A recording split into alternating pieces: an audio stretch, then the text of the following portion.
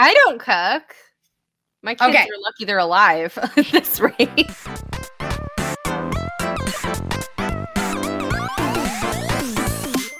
Okay, so next on our goal making list for the next quarter is I love talking about this stuff, email goals.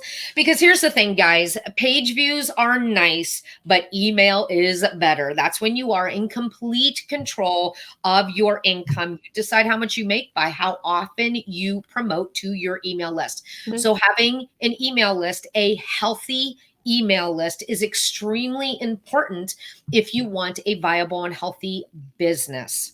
Oh, yeah.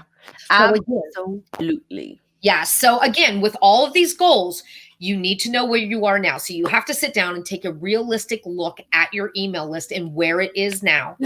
Then you have to set a goal of where you want to be at the end of these 3 months.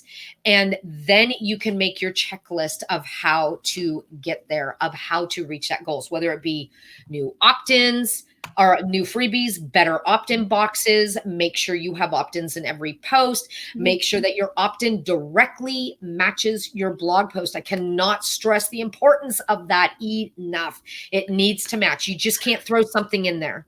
It's not going to work unless it complements the blog post. And then, of course, email your list regularly.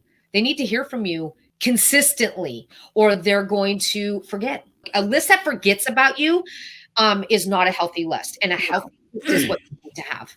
Mhm. It's like a garden. Yeah. Your email list is really, and this is from somebody who kills plants all the time. Why? Because she neglects them. That's what's going to happen to your email list if you're not sending them things that make sense.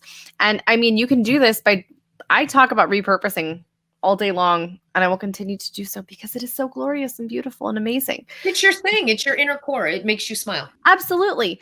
But when it comes to email, set up these things in incremental bits. If that seemed like a lot of information to throw at you, make this April is the month that you go through all of your top posts and make sure that you have an email opt-in box at the top 25% before you get to the meat of the post. Make sure that you have an opt-in box in that top part. If that feels like a lot to you, break it down and just do your top 10 posts and set up a new email opt-in box in those. Make a new goal as far as like how many subscribers do you want to have this month? If you want to get 100 new subscribers, how can we do that? You're going to need a new email opt-in that you love. Or maybe you have one that you're like, this is the best opt-in that I've ever made. People just aren't signing up for it. That means that your opt-in box is something that you need to do and kind of revamp if you want to do that. There's a bunch of them that we give you guys inside of On Point Templates Club. If you need some ideas, they're in there. You can make a lot of different things from ConvertKit or from MailerLite or from Flowdesk or whatever it is that you're using for your email. You can make all of them from there, but you do have to make some kind of a plan about how you're going to achieve those goals. It's not enough to just say, I want 100 people on my email list by the end of this month. How are we going to make that happen?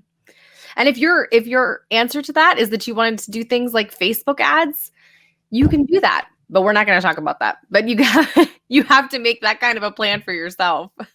Yeah, and anytime you're making a plan, I know you guys know this. You need to know where you're at and where you're going, so you could do the steps in the middle. That's all it takes on all of these. These are kind of the 4 main things that we plan every single quarter. It's all that you need to do. It's like a recipe. You know where you're at. You have nothing. You know where you want to be, the dish on the table, and then the recipe is the steps that you take to get there, and that's all it is.